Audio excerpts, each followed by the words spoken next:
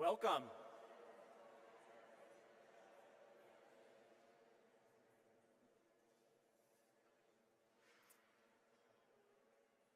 But can you befriend the dragon? In preparation for this evening, right, we were all invited to reflect on a 6-word story, right? Many of you, I think, shared them. That one's mine. But can you befriend the dragon? So I have 2 girls, a 6-year-old and an almost 4-year-old.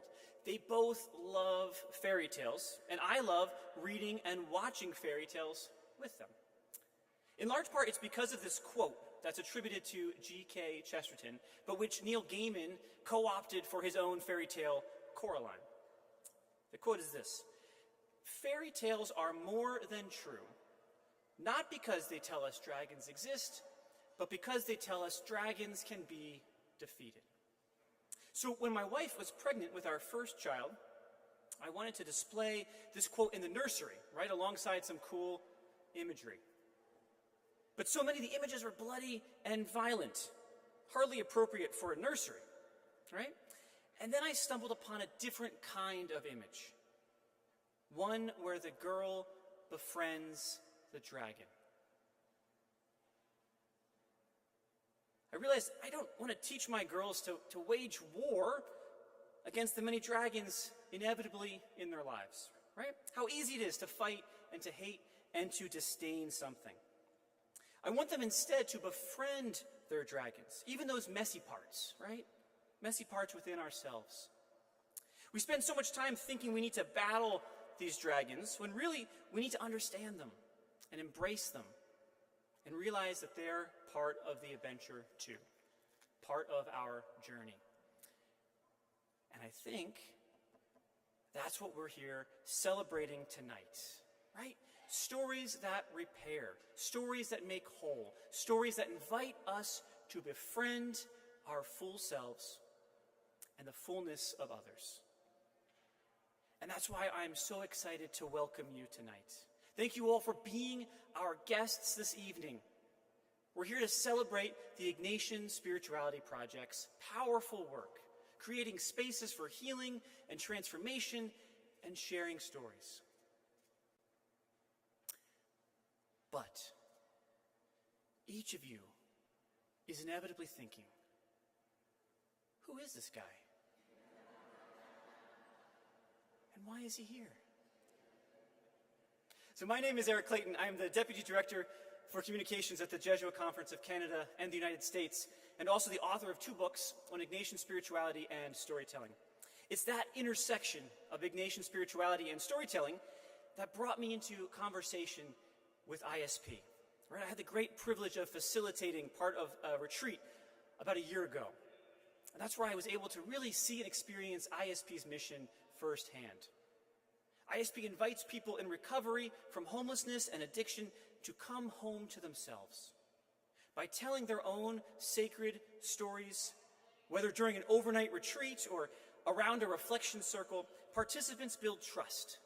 They deepen their relationship with God, and they find new meaning and purpose in their lives. And then they pay it forward by walking with others on the journey. And so for the next hour and a half or so, we'll be walking a bit of our journeys together. We have 300 people in this room and nearly 500 joining us virtually. I want everyone to turn and wave to the camera and say hi to our virtual friends. And our virtual friends, you can wave back. We won't see you, but we believe it, we trust it, we feel it right here in our hearts. So who's here? We have longtime friends of ISP here who have been with us since the very beginning. And we have people who are brand new to ISP. Perhaps this is your first event. You were invited here for a reason. Each of you have said yes to the invitation, and each of you are very, very welcome here. We're so glad you've come to celebrate ISP's 25th anniversary tonight together. At ISP, stories are the gateway to building trust and community, where healing is possible. Many of you, both the virtual guests and those here in the room, have shared a sacred story. Really, they're beautiful. I had the great honor of pinning many of them to the board, and fantastic, beautiful, deep, reflective work. Our stories make meaning of joyful or difficult times. They create common ground, and they help us to see and to be seen. So tonight, the stories we share and the stories we hear will weave us together as a community. Tonight, our sacred stories converge into one. But before we get too far, I want to invite ISP's Executive Director, Christine Curran, up to say a few words of welcome. Christine, please join us here.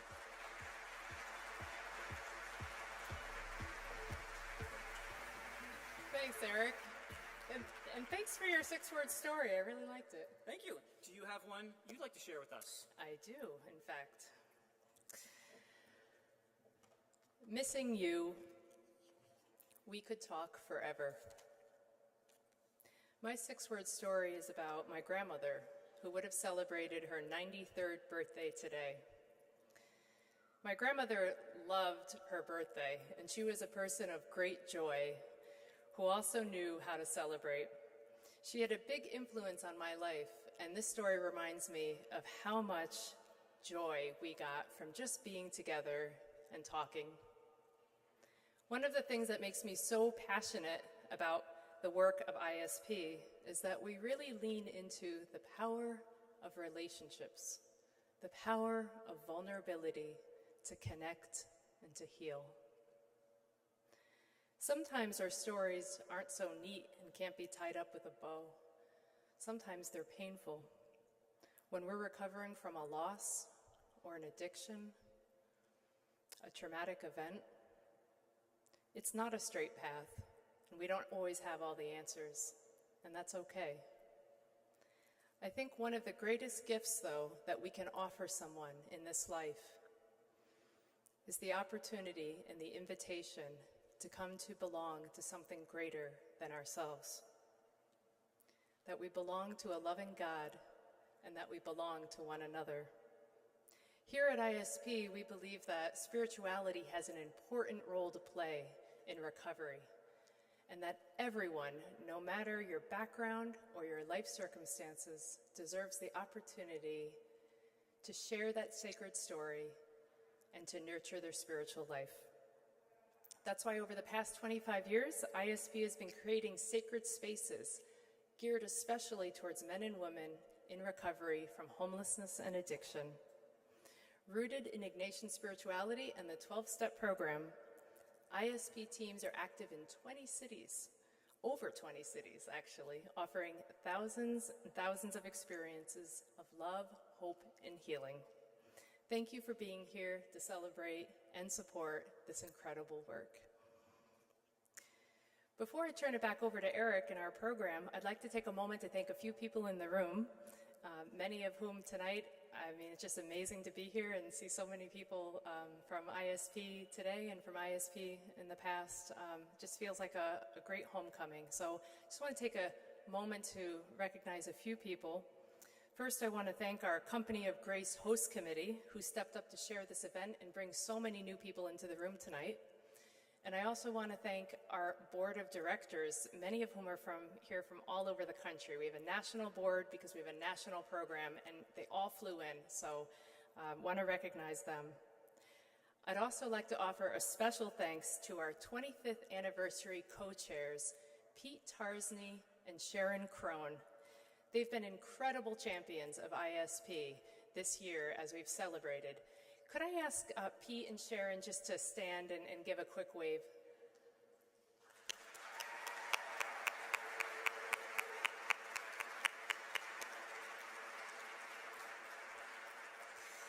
I also want to take a moment to thank our event sponsors, all the generous individuals and organizations that helped make this event and tonight possible. I want to especially thank our Torchlight sponsors, Wintrust Bank, for giving us this beautiful space, and Ignatian Spirituality Center at St. Thomas More, as well as our Floodlight sponsors, Bellarmine Jesuit Retreat House, the Helen Brock Foundation, Lead to Change Executive Coaching, Loyola University Chicago, David and Judy McNulty, and Mary and Jim Tracy. Recognizing that tonight we're celebrating our 25th anniversary, I'd like to take us back to where it all began. I want to ask the following people to please stand and to remain standing as I call your name. I'd also ask if you please hold your applause to the end so that we can cheer all together. Father Dick Bauman, would you please stand? Father Dick invited Father Bill Creed to dream up a ministry that became ISP. Father Bill and Ed Sherna, please stand. Father Bill and Ed Sherna are our co-founders who helped foster that dream and turn it into a reality. Tom Drexler, my predecessor and our first executive director, there he is. Jordan Scarr, ISP's first staff member who was instrumental in our development and growth across the country. Let's give them all a big hand.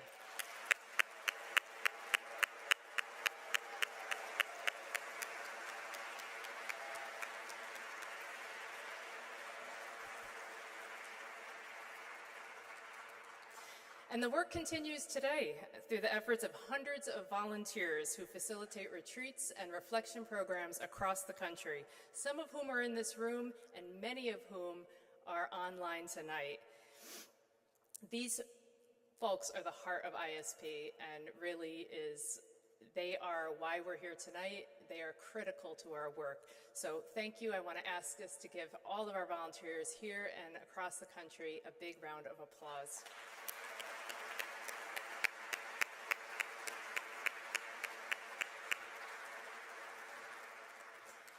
And now, I'm really excited to welcome to the stage our special guest, David Brooks.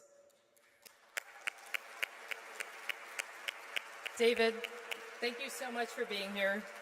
We're so grateful that you've been here with us. It's a great honor, and I'm going to turn it over to our evening's program. Thank you.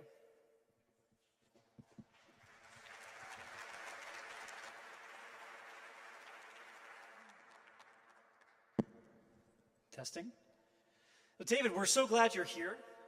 I will speak a little further away from the mic. I'm sorry. I'm sure our special guest needs no introduction, but a few key lines from his resume. He's a best-selling author.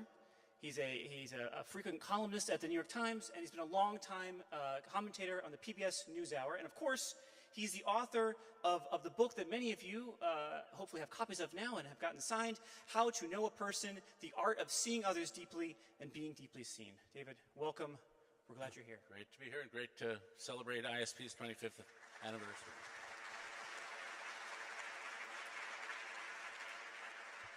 So we want to start, David. You saw that many folks have written these beautiful 6-word stories, and I wonder if you would share with us a 6-word story.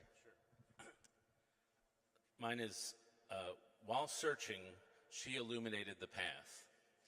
And this is a tribute to my wife, Anne, who edits a magazine named Comment Magazine, which brings 2,000 years of Christian social teaching to world events. It's basically a bunch of Protestants ripping off Catholic social teaching. And I grew up in a Jewish home. But I was in Lower Manhattan, and my parents sent me to an Episcopal church school where I was in the choir. And so in the choir, we were about 30 or 40% Jewish. And so to square it with our religion, we would sing the hymns, but we wouldn't sing the word Jesus. So the volume would drop down in the church, and then it would come back up as we would sing. And so I had the Jesus story and the Exodus story rattling around in my head. And I didn't believe in God, so it didn't really matter. They were just two good stories for me. And then over the course of, really in my early 50s, about 10 years ago, over the course of many years, I had a sense that the world as I experienced it was not constrained to the material, that there was something beyond. And often it was the sense of moral beauty that I saw in faith, in those of faith, and especially Dorothy Day.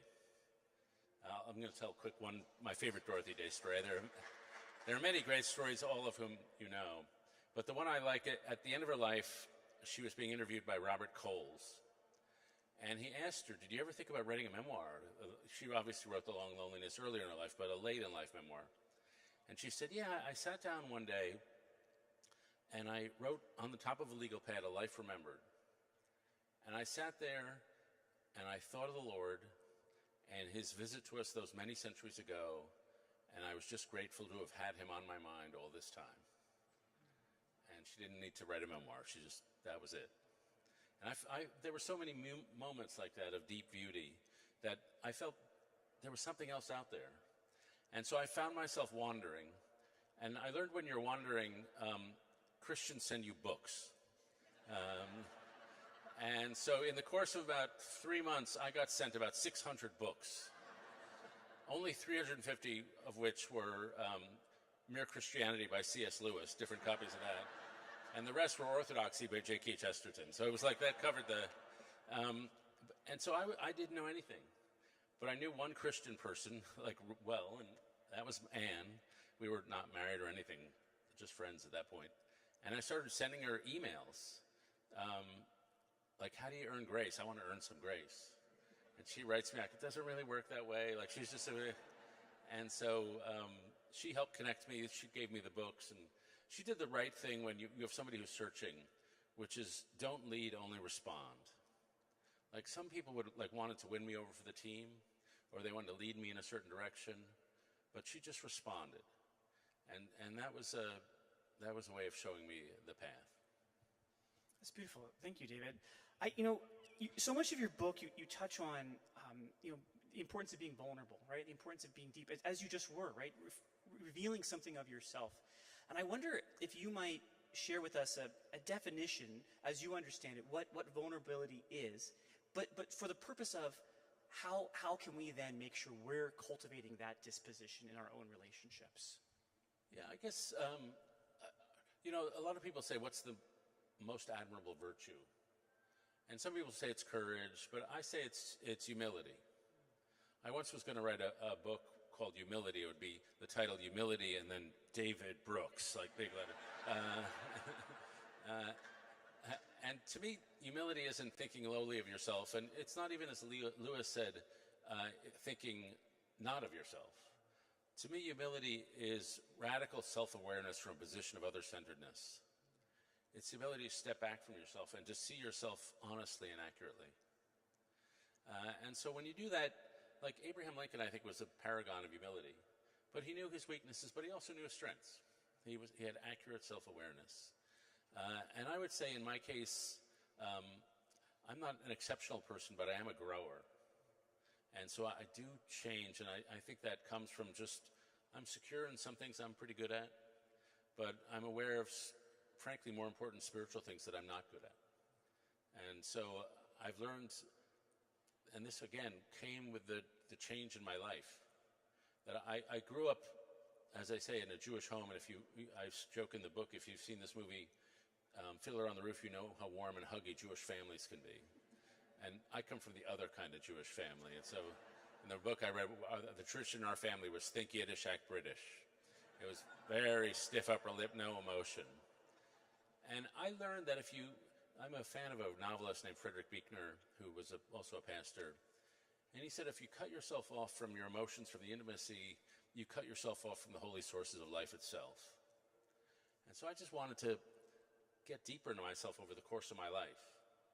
And when you do that, you discover parts of yourself you didn't know exist. You discover parts of yourself that are weak.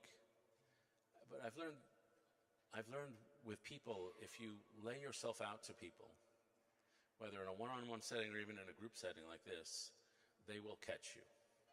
They will hold you up. And sometimes if you're vulnerable, people will betray you. But I've learned it's worth it. The occasional betrayal is worth being vulnerable with the world and being honest with yourself and honest with others. Buechner has a line, it's important to tell our secrets from time to time because then it's harder to believe the front you put out to impress the world. And he says if you tell secrets from time to time, you give other people permission to tell secrets too. And so I find it just leads to deeper relationships. if you're vulnerable at the right pace. And I think it sort of worked for me. I can prove this because I was at a conference in Nantucket kind of like this, and the speaker gave everybody in the audience a lyric sheet with a love song on it, words to a love song. And the speaker said, okay, everybody now find a stranger, gaze into their eyes, and sing the love song to them. Now, if you had asked me to do that 15 years ago, I would have spontaneously combusted. But I did it, so I'm growing. The Lord is not done with me. The clay is being molded.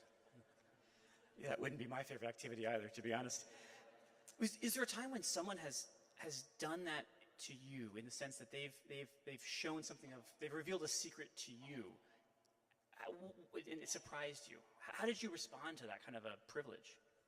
Yeah, the first thing that leaps to mind is I went through a hard time in 2013, and I was lonely and I was suffering, and I realized it was partly because of it, the missed values of my life, that I had devoted so much to work that I had not cultivated either myself or my relationships, except for maybe with my kids. And so I was living alone in an apartment, and I symbolized that way of living was nobody was coming over. I wasn't inviting people over. So if you went to the drawer in my kitchen where there should have been silverware, there was just Post-it notes. And where there should have been plates, it was just stationery. And I was just, I like any male idiot, I was trying to work my way through a hard time just by filling it with work. And I got invited over to a couple's house named Kathy and David. And they had a kid in the DC public schools named James, or they had a kid named Santi, but Santi had a friend named James. And James's mom had some challenges. And so sometimes James didn't have a place to eat or a place to sleep. And so Kathy and David said, well, James can stay with us when he needs to. And so James had a friend and that kid had a friend. And by the time I come over there, there are probably 40 kids around the dinner table and about 15 mattresses around the house. So I walk into there, and the first night that I'm invited, and the kid greets me at the door, and I reach out to shake his hand, and he says, we're really not allowed to shake hands here. We just hug here. And so I start going to dinner Thursday night, and I go every Thursday night for the next 7 years. And we with these 40 or 50 kids, we took holidays together, we celebrated Christmas and all that stuff together. And what those kids had was a level of emotional openness that I'd frankly never encountered before. They beamed their love upon you, and you really had no choice but to beam it back. I brought my daughter there, and she said, that's the warmest place I've ever been. I brought a friend of mine named Bill Milliken, who started something called Communities in Schools. And he said, I've worked on youth for 50 years. Bill's probably 80 now. And he said, I've never seen a program change a life. I've only seen relationships change a life. And so those kids forced you to, they were so open, they forced openness back upon you. They were completely transparent about the mental health challenges they were facing, a lot of the stuff they were facing at home. And I learned that there's Paul Tillich, the 1950s or 60s theologian, says that suffering, those moments of suffering interrupts your life and reminds you you're not the person you thought you were. They carve through the floor of what you thought was the basement of your soul and reveal a cavity below. And they carve through that and reveal a cavity below. You just see deeper in yourself in those hard moments of grief and whatever. And so you realize only spiritual food will fill that, and emotional food. And those kids really lifted me up from that valley and conditioned me really over the next 7 years to be a little more fully human. That's beautiful. I'm really struck by that image of warmth being reflected from these young people to you, and then it kind of drawing it out of you. I think that's something for all of us to reflect on that image. But something else you said, this temptation to work through grief. Certainly, I think many of us can probably relate. But I also wonder, like this book was work, but I also imagine it was also very helpful in your own reflection and discernment and discovery. So can you talk a little bit about who did you write this book for? Yeah, I mean, we writers are just trying to work out our stuff in public. I mean, and one of my favorite things about writing is, I forget where I got this from, we're beggars who tell other beggars where we found bread. And so if I find something that's helpful to me, I put it in there. And so my books have all been attempts, they all address public issues, but they also address personal issues. And so I was at a baseball game in Baltimore, and I love baseball. I've been to 1,000 games. I've never caught a foul ball. But I'm in Baltimore, and the batter loses control of the bat. It flies through the air and lands in my lap. I've caught a bat. And catching a bat is way better than catching a ball. So any normal human being is waving his trophy in the air, high-fiving everybody, getting on the Jumbotron. And I just sit there and put the bat on the floor and just stare straight ahead. I had the emotional reaction of a turtle. And so I think back on that guy and I think, show a little joy. So I decided I needed to work on that. So I did what any University of Chicago graduate would do. I wrote a book about emotion called The Social Animal. And then I wrote a book about spiritual formation called The Road to Character. And I learned writing that book didn't really give you good character, and even reading a book doesn't give you good character, but buying a book does give you good character, so I recommend it. And so that was part of the growth, and then there was another book about the Second Mountain, which is about going through hard times. And this book is me trying to get better at interpersonal skills. And so the book is really about how do you have conversations across difference? How do you sit with someone who's suffering from depression? How do you host a gathering so everybody feels included? These are moral and social skills, and they can be taught just like the way you teach tennis and carpentry or anything. And I've come to believe that you got to be good-hearted to be a good person. But you also have to know how to treat people with consideration, kindness, and respect. And that can be sometimes extremely complicated. And so one of my heroes is a woman named Iris Murdoch, who was a novelist and philosopher.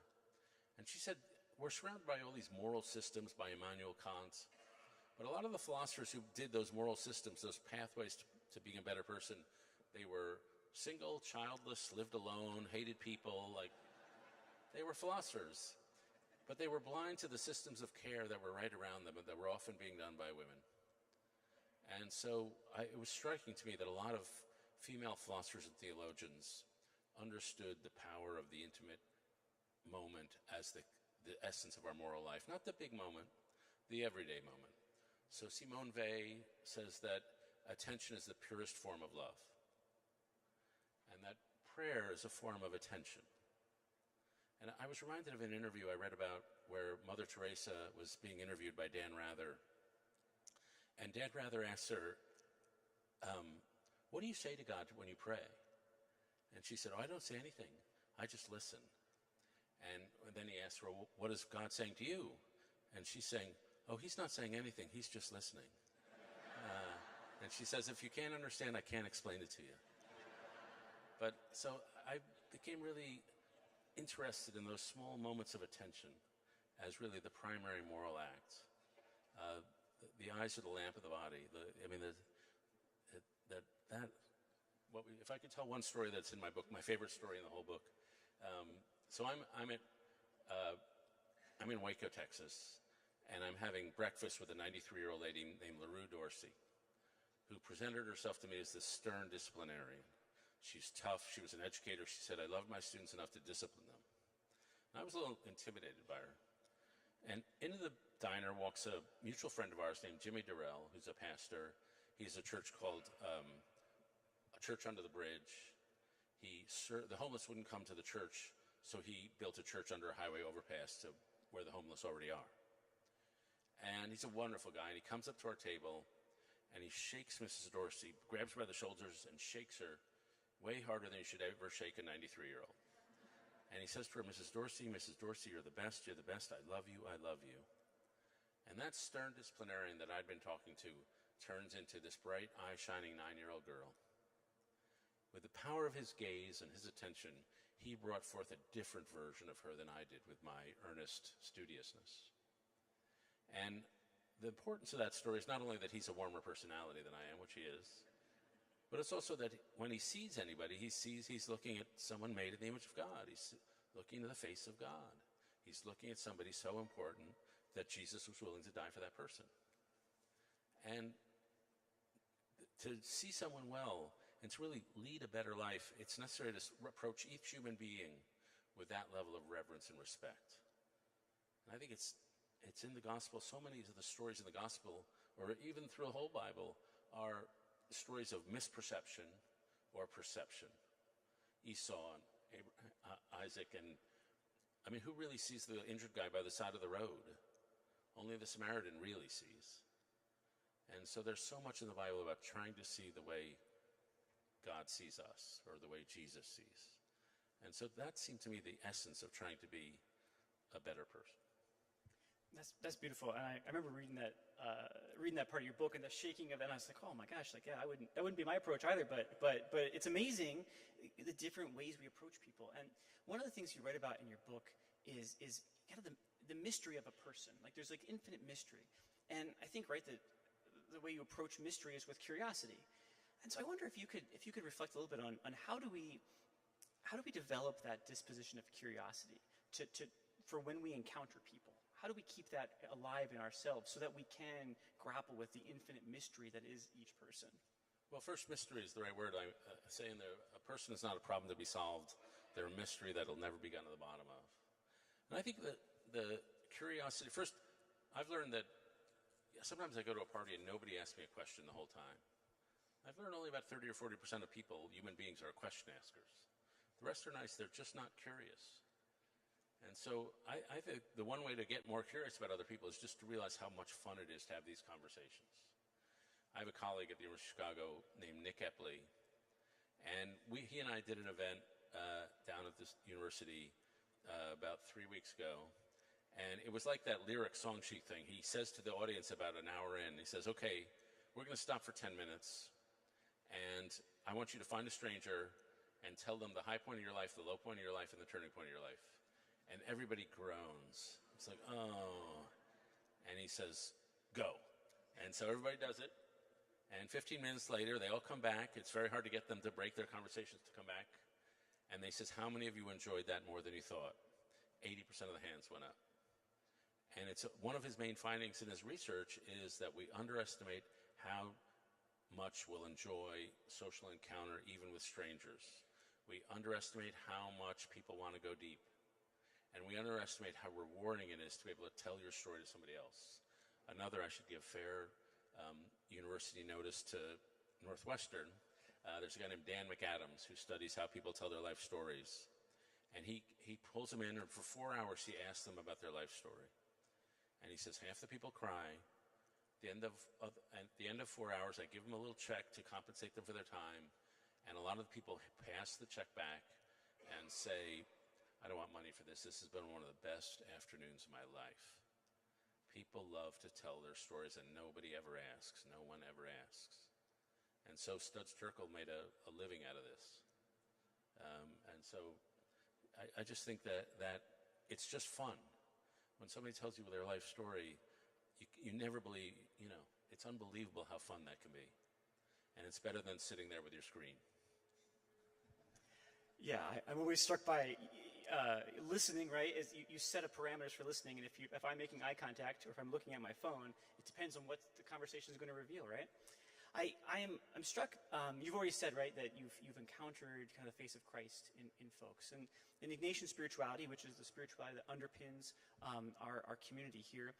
Ignatius says God is to be found in all things, everywhere. The divine is in all things. And so as you encounter Christ in folks, what do you learn about God, about the nature of God through these conversations, as you ask more questions and kind of go deeper into this mystery? Well, that he has a sense of humor. And he creates a lot of human diversity. There's a lot of fullness in the world. Why are there so many kinds of butterfly? Why are there so many kinds of iced tea? I don't really understand. I mean, but why are there so many different kinds of people? And one of the things you learn as you talk to people is how radically different they are one from another. Of course, we all have certain longings that are the same. I think we all yearn for goodness. We have a soul that longs for goodness. But one of the things I've learned is I can't imagine who you are unless I ask you. If I learn 4 facts about you and then I make a whole series of assumptions about you, the thing called stacking, I'm likely to get them wrong. Because each person is unique in 1,000 ways. Each person is better and more fascinating than you in 1,000 ways. and show just the great diversity of human experience and the great diversity of human perspectives. I think, what is a person? A person made in the image of God is a creator. We're each of us artists. We're creators and artists of our own distinct point of view. Each person sees the world in a way that is never to be experienced by anybody else. Aldous Huxley said, experience is not what happens to you, it's what you do with what happens to you. It's how you interpret what happens to you. It's how you make meaning. It's how you develop a worldview based on what happens to you. And so you're like a creator of worlds. The neuroscientist tells me, and my wife doesn't like this, but I'm willing to accept the neuroscientist, that there's no such thing as light, or there's no such thing as color, or sound, or beauty in the universe. That's all constructed up here by the minds that God gave us. It's all just a bunch of particles and waves out there. But we are creators, co-creating almost with God, creating this world of beauty, of tragedy, of sound, of music. And he's working through his creation of us to create all those things. And so just the tremendous respect for human diversity and the fullness of creation is sort of the first answer that comes to mind. Yeah, no, it's a perfect answer. And it also speaks to, I think, the collision of relationships, right? As we're creating the world, we're also coming into contact with other people, and that leads to new potential opportunities. And, as we're here, right, we're celebrating the 25th anniversary of ISP. A key value of our organization is transformed people transform others through mutual trust and vulnerability. It's this ripple effect, right, that has this great impact on the world. I wonder how that value, that kind of mantra hits you, and how you've seen it manifest in the world. Well, I've seen it in the negative, that there's a phrase somebody instructed me, pain that's not transformed gets transmitted. And the suffering, that one person who has not dealt with the suffering, they inflict pain on the people around them. And so that's the reverse. The times I've seen real healing, there's a guy I know in Houston, Texas, he runs something called the Living Hope Wheelchair Association. And his name is Pancho Arguelles. He takes workers, often undocumented immigrants who've been paralyzed in construction accidents, and he gives them wheelchairs and diapers and catheters, and he turns them into social workers so that they can serve the communities in Houston. And what's special about him is not only the work he does, it's the way he greets each person he encounters. He's just a beautiful, glowing human being. And I went into him, Pancho, you just radiate holiness. And he said, no, I just reflect holiness. And it's that inflowing of love and then the outflowing of love. The sort of the redirection of the illumination we've been given onto other people that Pancho just exemplifies for me.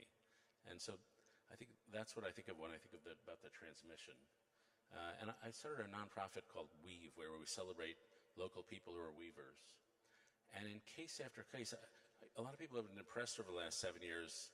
I've been surrounded by the most beautiful human beings imaginable. If you tell me there's no such thing as altruism, as pure self-sacrificial love, I can show you 500 counterexamples of people who live lives of service, sometimes who've suffered the most grievous wounds. There's a woman out in Ohio I met a few years ago who her husband killed their kids and himself one day. And she said, whatever he tried to do to me, he's not going to do it. And she lives a life where she helps women who have suffered domestic violence. She has a free pharmacy for those who needs health care.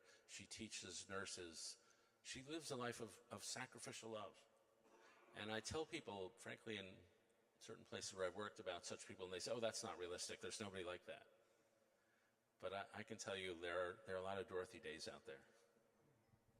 Beautiful, thank you. I want to invite folks now, if there are questions from the audience here, I think we have some folks with mics. Please maybe raise your hand if you have a question, or I'll keep asking questions, so that's the real payoff, or trade-off here.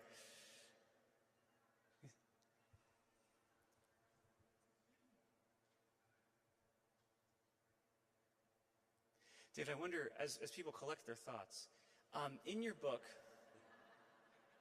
that wasn't a joke, that was a serious comment on you collecting your thoughts. You talk a little bit about loneliness and despair, and I think that's like as one of the ill fruits, right, of not being seen or seeing. I wonder if you might offer, because that's so relatable, offer a word of hope for folks that are experiencing that. What would you say to folks that are kind of in that moment of desolation? Yeah, I mean, it's a perversity. Loneliness is a perversity. Because why do we live in a world where lots of people are lonely when they're just right around? And so, you know the statistics, the rising mental health crisis, the rising suicide rates. I think 36% of Americans say they're lonely frequently or almost all the time. 54% of Americans say no one knows me well. The number of Americans with no close personal friends has risen fourfold since 2000. And so we're just in the middle of this spiritual and relational crisis. And the problem is it tends to create distrust, a psychology of distrust. And when you have a psychology of distrust, you begin to feel threatened. You begin to fear the thing you want most, which is human connection. You begin to be suspicious. And so the stories that I found where people have cracked through the distrust, I'll tell you one story, a fantastic organization in Baltimore called Thread. And Thread was started by a woman named Sarah Heminger who grew up in Indiana. And her dad was a deacon in the church and found out the pastor was embezzling money. Instead of getting rid of the pastor, they ostracized Sarah and her family. So she grew up in the town 8 years being ostracized. Even at her grandmother's Christmas parties, she and her brother were in a separate room. So an adolescence of loneliness. She's brilliant. She goes off to Johns Hopkins. She's getting a PhD in neuroscience. And she's riding a bus outside Baltimore, but she's still a little lonely.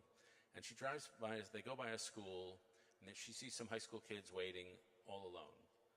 And she says, they look lonely. I wonder if they'd be my friend.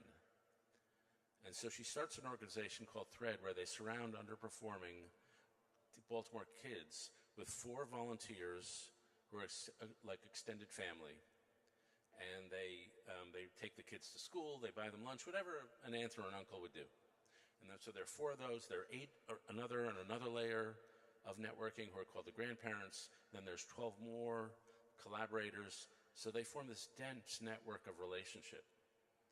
And the kids have been betrayed a lot in their life. And so when the volunteers from Thread come up to their door and knock on the door, they slam it in their faces. Because they figure they've been betrayed. They're just here's another person that's going to betray me. And so the rule of Thread is that it's family. There's no leaving. You can't leave. Short of a court order, even if they slam the door in your face, you keep coming back. And Sarah says it's identity changing when somebody keeps coming back for you after you've rejected them. And it's identity changing to be the one rejected who then keeps coming back. And so that's just through stubborn resilience. It's building trust where there was distrust. And then Sarah has a phrase which has been helpful to me. First, show all the way up.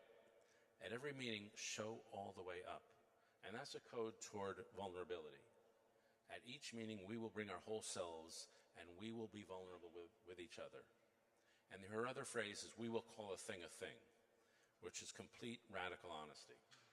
And so she's built this whole ethos with now serving, 4,000 or 5,000 Baltimore kids, and I don't know how many tens of thousands of volunteers. And it's really the act of taking separation and creating unity. And of course, Baltimore still has many challenges, but it's her ability to form a network of relationships and then a technology of convening. There's got to be some way we bring ourselves together, a technology of convening. And in my case with Kathy and David and those kids, it was a Thursday night dinner table. For some people, it's a bicycle club. For some people, it's a men's accountability group. But you've got to create some accountability of convening that keeps relationships going and deep. I tell college students, my wife had a friend, she graduated from Wheaton out here, and she had a friend in her class who, when they graduated, 10 guys got together and said, we're going to form a giving club. And every year they meet, they have a pot of money, and they decide where to give it away. And giving the money away is part of the reason they do it. But the real thing is so they can have a lifetime of relationship with these 10 people. And so that's a technology of convening, some way to build deep and trusting relationships in a time of disunion. Beautiful, thank you. Questions? We have one over here. Oh, yes. Yeah, David, I've been a fan for many years and watched you with Mark Shields and with Judy Woodruff, PBS. I'm just wondering your spiritual journey. You talk about the singing and not doing those things in the choir, and obviously there's their movement in your life, but can you tell us about Mark Shields and perhaps Judy Woodruff, any insights of what that meant to you as a human being and your growth? Yeah, well, thank you for asking. I must say, in the beginning of my career, I was a pundit on NPR with a guy named E.J. Dionne, and I was a pundit with Mark Shields on PBS. And so I would only agree to be a pundit if my interlocutor was an Irish Catholic guy from Boston. That was the rule. And Mark was, I used to joke, my main joke is that at PBS NewsHour, it's a wonderful show, a great show. We're very thoughtful, I think. Our audience is incredible.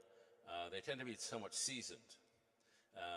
And so I always say if a 93-year-old lady comes up to me in the airport, I know what she's going to say. I don't watch your program, but my mother loves it. She's like, but with Mark, so Mark had been doing it almost since the founding. He did it, I don't know, 30. I've done it 20 years. I think he must have done it he did it for upwards of 30. And when it was with me, it was Shields and Brooks. And before that, it was Shields and Gigot. Before that, it was Shields and Gergen. Before that, it was Shields and Calvin Coolidge. And then Shields and Thomas Aquinas, I think is how it started. But he was, just as you saw him, as unprepossessing and kind a person and as golden a person as it's possible to meet. We did that show for 22 years, and sometimes we really disagreed, and we never had a crossword with each other. We were always, I think, always respectful of each other, and not only respectful, but affectionate. Just developed tremendous affection for just a sweet and honorable guy. And he had done punditry with me. Before that, he was in politics. He worked on the Robert F. Kennedy campaign, which I think was the highlight of his political career. I think after that, he was an advisor to Ed Muskie. If you remember, he ran for president in 1972. As Mark would joke, I was the guy who told Ed Muskie to show a little emotion. It's nice to be in a room where some people get that joke. Ed Muskie cried in his campaign. But it was always about, really about the faith of his fathers, about the values, about the really social Catholic teaching was the key to Mark. The emphasis on community, emphasis on service, the emphasis on unconditional love. He learned that with his family in Boston. He learned that at Notre Dame. He learned that in the Marine Corps, its own formative institution. And he brought those values to the show. And as for Judy, she is the hardest working human being I've ever encountered. She'd been doing these interviews with me and others for decades. And you would think after doing it for 50 years, she'd occasionally phone it in one time. But at every interview, she had prepared a list of not just like the 4 questions we're actually going to get to. She had like 16, 17, 25 questions just in case. And we'd leave the show, and there'd always be a suitcase in the makeup room because Judy was jetting off to someplace to host an awards ceremony for women in journalism or something like that. And so she remains a modern marvel of just dedication and really hard work, just really hard work. I've come to think one of the most important values, we have a sorting system in our society where we measure people by IQ. But to me, IQ is not nearly as important as the ability to learn through life. The cognitive stamina is what really matters, just the willingness to keep on learning day after day. And Judy had that. She just wanted to keep learning day after day. I was with my father he lives in the senior community center in Pennsylvania. And I'm with him, he's 89, and he was at a table with a couple of 100-year-olds. And what struck me was they were all reading books. They were all talking about what they were learning. At 100, you think, okay, I got enough. I know enough. But that hunger for learning is just like a human eternal. Just some people, they do it till the day they leave this world. David, thank you so much for being with us tonight. Let's give David a round of applause.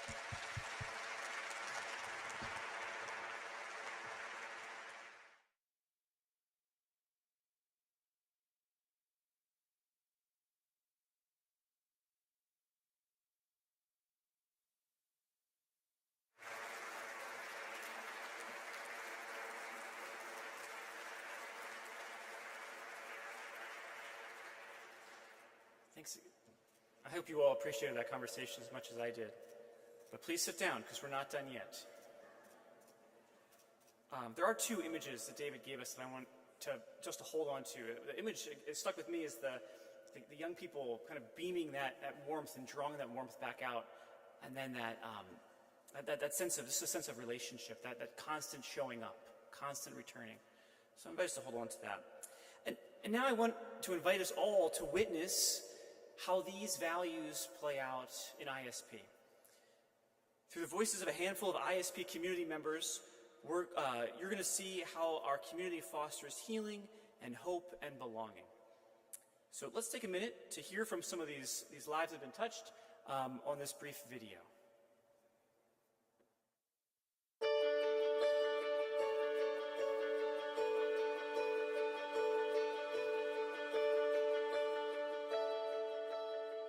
When we think about what ISP does, we think about like creating warm, welcoming,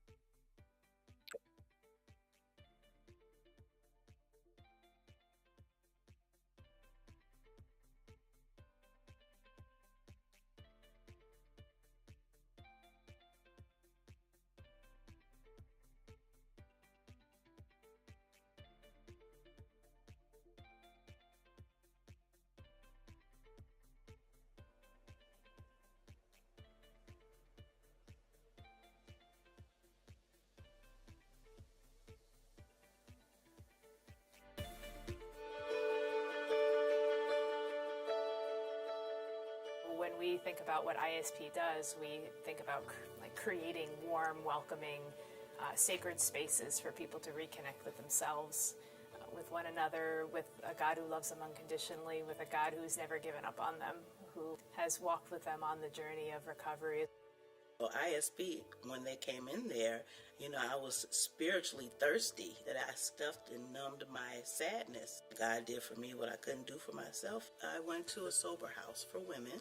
ISP has weekly reflections that come into the house, and it helped me to connect with God. And then I went on a retreat, and I went on another retreat. I always knew there was a God, but I never thought God was there with me through my addiction. Just learning to build a relationship with God. And this is my stepping stone. It helps me stay more focused on what I need to do spiritually. And that's where the healing comes.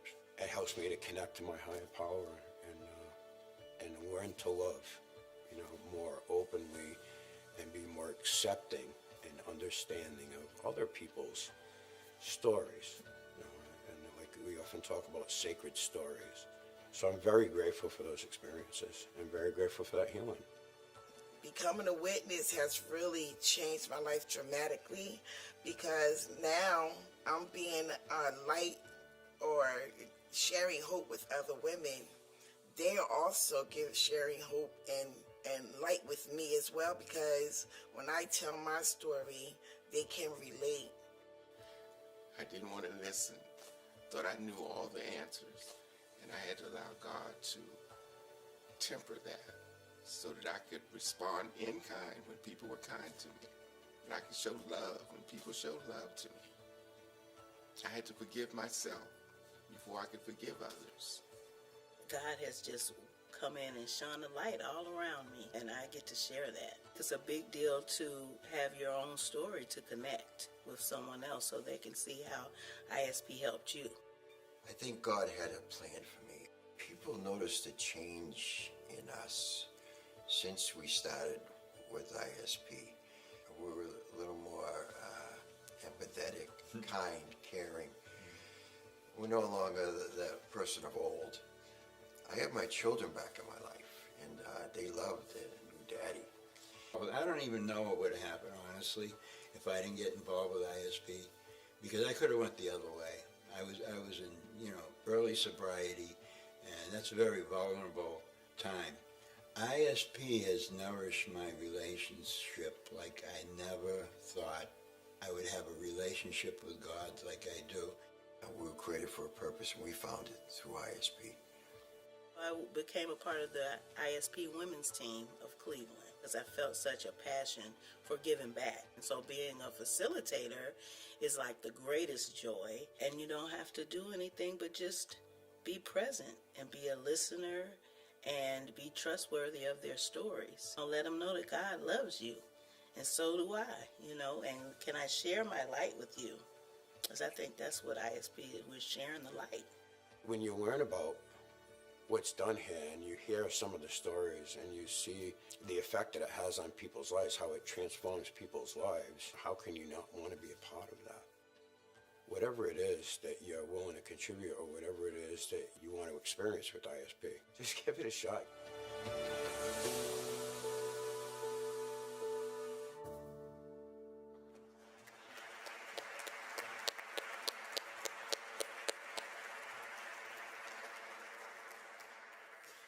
Wow, Pasquale couldn't have teed me up any better with that last line. Whatever you're willing to contribute, whatever you want to experience with ISP, just give it a shot. Thank you, Pasquale, who is actually here in the room with us tonight, coming all the way from Providence, Rhode Island. Thank you so much. Tonight we're going to dive into something truly transformational, how you can make a difference with ISP. We want to keep this momentum going and continue transforming lives. ISP relies on our support. Our aim tonight is ambitious. The doors are all locked. No, I'm just kidding. Our goal is to raise $50,000 for ISP's programs and alumni initiatives. But hey, with all of us here in this room, I think we can do it. Plus, everybody at home. Now, we have some great news, Eric. The ISP Board of Directors has pledged $25,000 in a matching gift for tonight.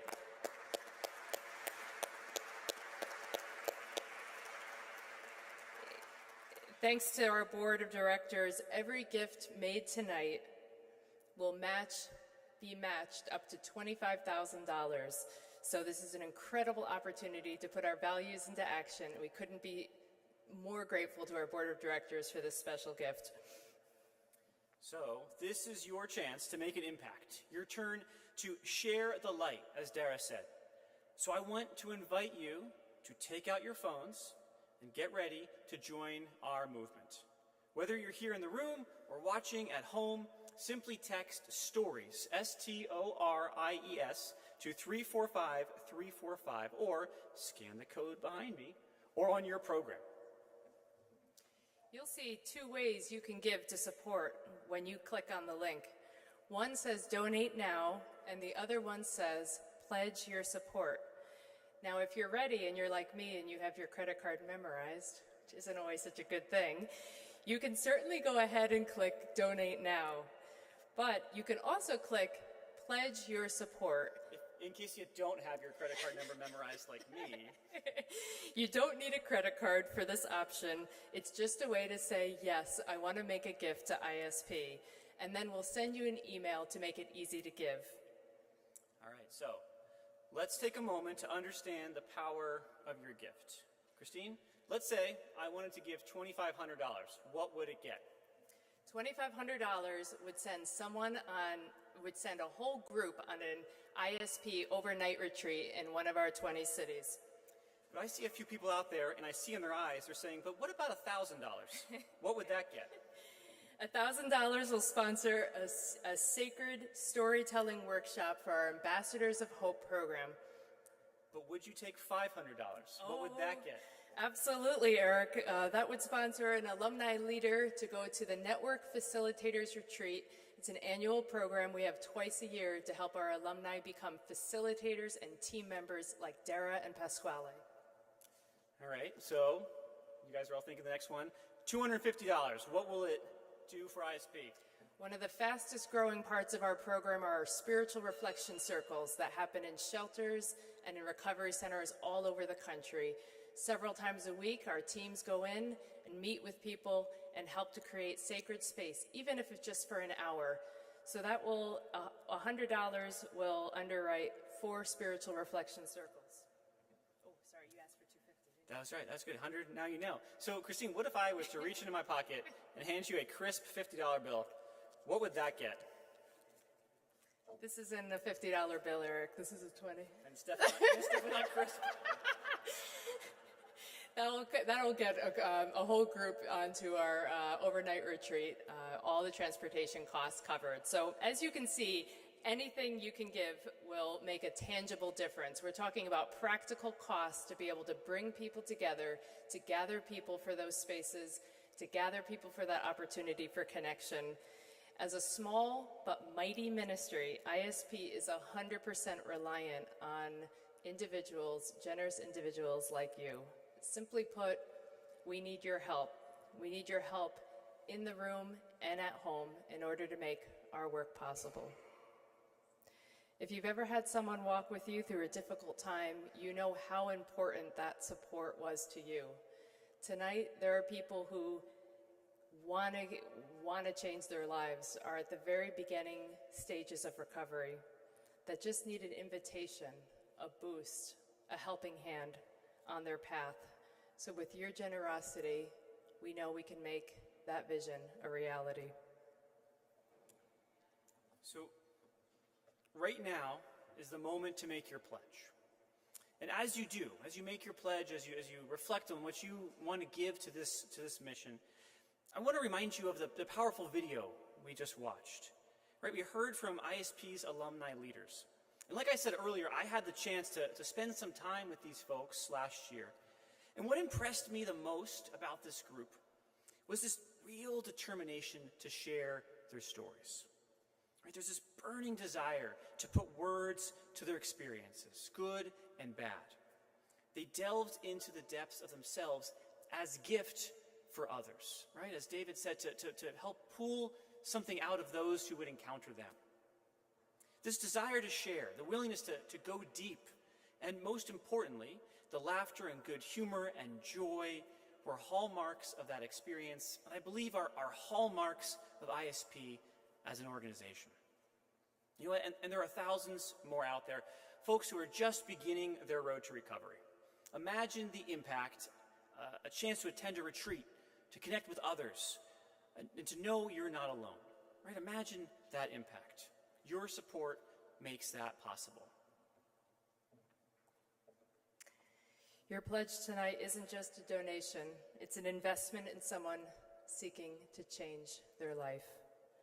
It's an opportunity not only to tell their story, but to gain the hope and strength to begin a new chapter in their life. And please, you know what this means. It looks like perhaps the app wasn't working, but it is now. So refresh, donate now if you had an error. Or again, just reach into your pockets and pull out those crisp 50s, hand them to me. Thank you so much for your consideration and support for being here tonight. It's a blessing to be here and share our stories together. Thanks, Christine, and thanks to everybody in this room. It's now my privilege to introduce tonight's Company of Grace honoree. The Company of Grace event is named after the first lay companions of St. Ignatius of Loyola, who dedicated themselves to serving the spiritual and material needs of the poor. In 2013, ISP instituted this award to recognize committed champions of our ministry, building a modern-day Company of Grace. The award honors an ISP community member nominated by his or her peers who has demonstrated an active and sustained dedication to our mission and ministry and shares an unequivocal commitment to inclusivity, companionship, and the possibility of recovery. We're thrilled to honor Kathy Heekin from ISP Cincinnati with the 2024 Company of Grace. Let's take a minute and learn about Kathy.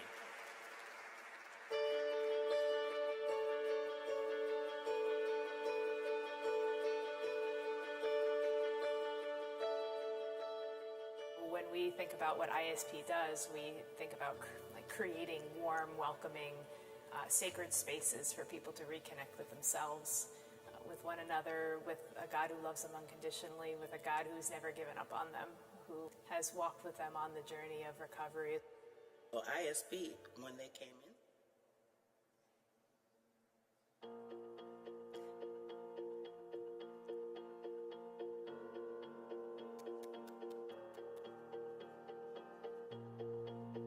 what would be the core of who Kathy is? I would say Kathy is a woman of deep, long-standing relationship.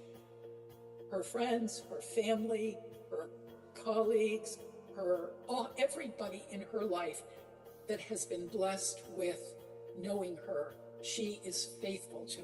She is totally humble and never takes credit, never pats herself. Well, it's all of us. It's all of us. It's you and me. We're doing this together. She's the most humble, gracious. She's my rock. That's the bottom line. She is my rock. She has been the heart and soul of the ISP ministry in Cincinnati. There's this quote that says, "The beginning of love is to allow those we love to be themselves perfectly." And that's what I hope these women experience on this retreat. That they are loved just as they are. Her gentleness and her openness to the women and her offerings of her spirituality to the women on the retreat and her compassion for them, her acceptance of them right where they are is so evident. And I know the women feel it. We all walk through the retreat, shoulder to shoulder, all willing to be present and to be awake to the workings of the Holy Spirit. The retreat is not team and retreatants. It's not insiders, outsiders. The wisdom is in all of us. Kathy really embodies that deep inner knowing and wisdom in a way that helps new team members learn that they don't have to disqualify themselves because I've never lived in a shelter. I've never lost my children. I've never been homeless. It's not about those circumstances. It's about that reality of everyone having the same level of vulnerability and need for companionship and listening and acceptance. There's never been a retreat that I have left where I've not been exhausted, but more importantly, so deeply grateful that I have just had this gift of being present with women of terrific and courage and deep faith that for them, they have found an answer. They have found a path, having been lost in the woods, and so many of us have over the years, at one time or another, lost in the woods, and have regained sure footing on that spiritual path. It is so moving to me, and it's so inspirational. They inspire me. They just inspire me with their courage and their fortitude, and they're beginning to fall in love with themselves, and to witness that. What an honor. It's the only thing I can say. It's such an honor.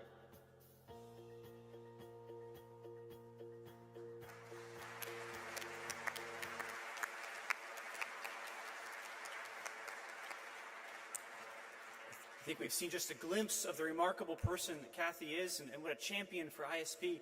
And we're lucky to have her with us here tonight. So I invite Kathy to come on up, come on down, come on over.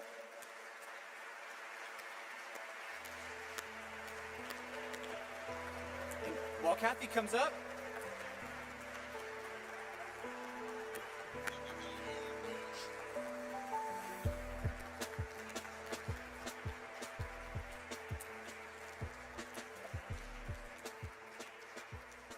think we actually have Kathy's ISP Cincinnati women's team watch party online. So I wonder if they've gathered to say hello. I wonder if we can get them on the screen.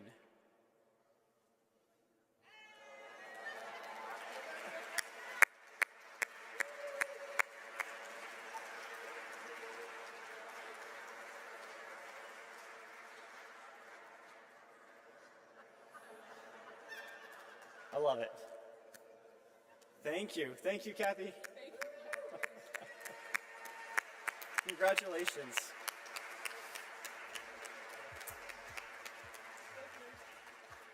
And thank you to the team in Cincinnati for joining us.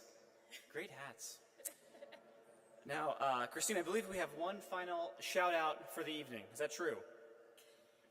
Yes, it is, Eric. As you know, we couldn't have gotten here without the love and support of so many people in this room.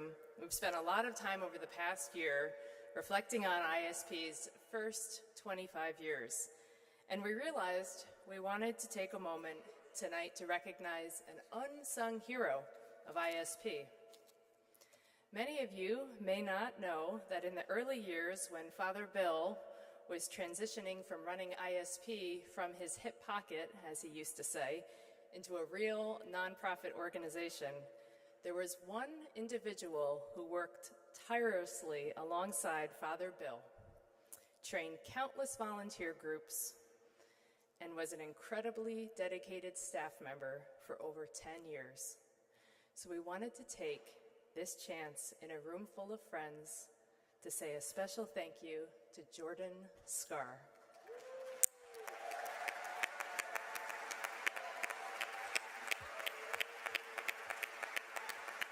Jordan, we're so grateful, and we have a small token of our gratitude to share with you. So would you please come up to receive it?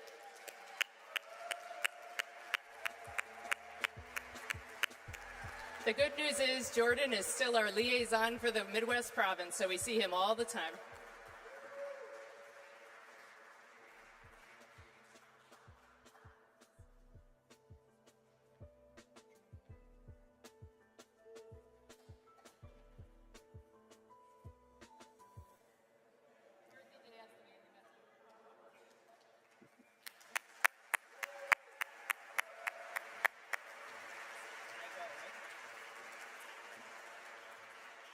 Thanks again to Jordan. Congratulations, Kathy. We're just about ready to wrap up this special event, and so I'd like to invite Father Bill Creed up to help us close. Father Bill, would you join me on the stage, please?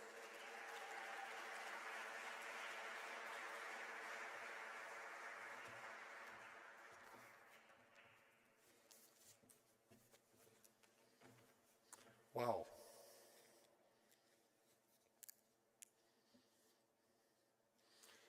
In Ignatian spirituality, we use a prayer called the Examen to reflect back on our day and see the way God was moving as we lived our day. I'd like to invite us to take a moment as we conclude this event to look back on the last few hours. The three parts to the Examen, as I like to do it: pray for light, reflect on the day, and then listen. Listen to God. So let's just pray for light, to notice my life experiences. Let's review the evening. By the way, if you find my review helpful, follow me. If you want to just go off and review the day on your own, this event on your own, please do that. We began with food and drink and fellowship. Maybe you saw some familiar faces. Maybe you met someone new. Maybe you wrote your own 6-word story. Eric facilitated our witnessing a conversation with David Brooks. We came together to raise much-needed funds to help ISP serve people at the margins. And we honored several people, especially Kathy and Jordan. Just take that in. Notice where's the energy in you? And that's the reflective part. Notice the energy. Where's the draw?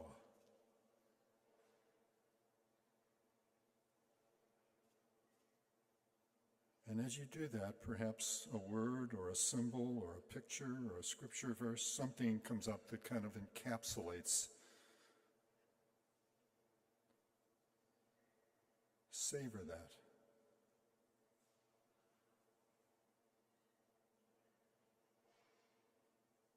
Soak into it, or let it soak into you.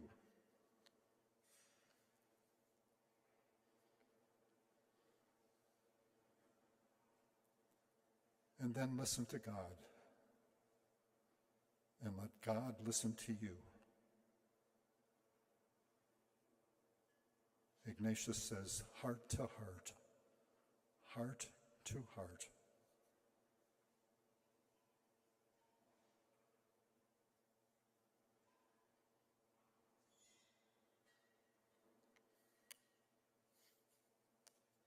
And let's conclude with the words of Paul the Apostle to the Ephesians. May God strengthen you in your inner being. May you know the length and breadth and height and depth of God's love, which is beyond all knowing.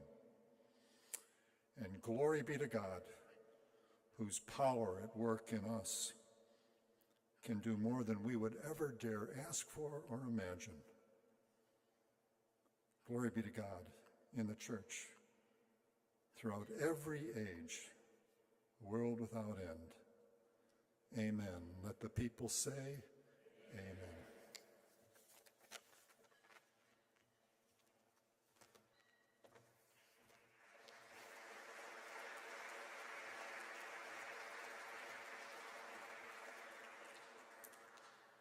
Thank you so much, Father Bill, for helping us to grab a little piece of this evening to take with us. And I think there are also little pieces of cupcakes still left. If you want to grab those, to take them with you. Just a thought. You know, these sacred stories we've heard, we've been talking about, they're rattling around in my head. And I hope they're rattling around in your head too. I hope that they continue to do so. I hope that they inspire us all as we go forward. That they invite us to cultivate this disposition of curiosity toward the folks, the mystery in all of us, right? The folks we pass in our daily lives. Each person we meet, each person we encounter, let's try to make our first impulse one of wonder and awe. I wonder what this person's story is. I wonder what they're carrying. I wonder about their hopes and their dreams. And if we do this, if we turn to wonder and curiosity, I believe we'll begin to do that good work that we've been talking about all night, right? The good work of ISB. We'll manifest it in the world, sharing stories, pursuing healing and recovery, and transforming lives. Thank you so much, everyone, for being such excellent company here tonight. We wish you a wonderful evening, and don't forget the cupcakes.